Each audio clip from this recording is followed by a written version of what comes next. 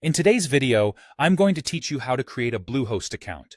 Whether you're starting a new blog, setting up an online store, or creating a website for your business, Bluehost provides the tools you need to get online quickly and efficiently. Let's dive right in. First, you'll want to begin by visiting the Bluehost website. Once you're there, take a moment to orient yourself. You'll notice a drop-down menu in the top right corner of the page. This is where you can select your region and preferred currency, ensuring the prices you see are tailored to your location and currency preferences. This step is crucial because it allows you to avoid any surprises in pricing or conversion fees later on.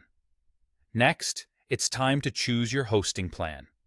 To do this, look for the Get Started button. It's usually prominently displayed on the homepage. Alternatively, you can navigate through the hosting menu to see the available options. Bluehost offers two primary types of plans, standard and advanced. Within these, you'll find options like basic or shared hosting, as well as WordPress hosting, usually priced around $2.95 to $3,000 per month. Assess your needs carefully. If you're new to this, the basic plan is often more than sufficient for personal blogs or small business sites. However, if you anticipate higher traffic, the advanced plans might be worth considering. After selecting a hosting plan, you'll move on to the domain selection process. This is where you really start to see your website come to life, as the domain is essentially your website's address on the internet. Here, you have three choices. Firstly, you can register a new domain. This involves searching for and registering a brand new domain name. If you already own a domain and wish to use it, Bluehost makes that easy too.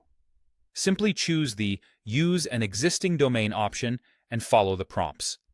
Lastly, if you're not quite ready to make a decision, you can choose to Decide Later, giving you the flexibility to select your domain at a later time.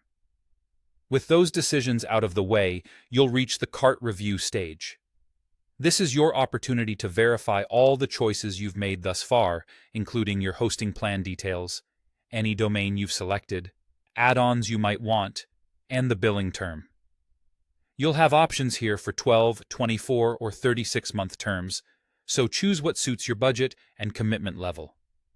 Additionally, you might be prompted to select a preferred data center, which can help optimize your website's performance by choosing a location closer to your primary audience. And there you have it.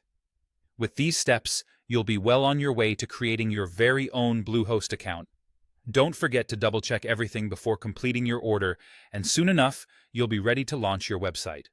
Thanks for watching, and happy hosting.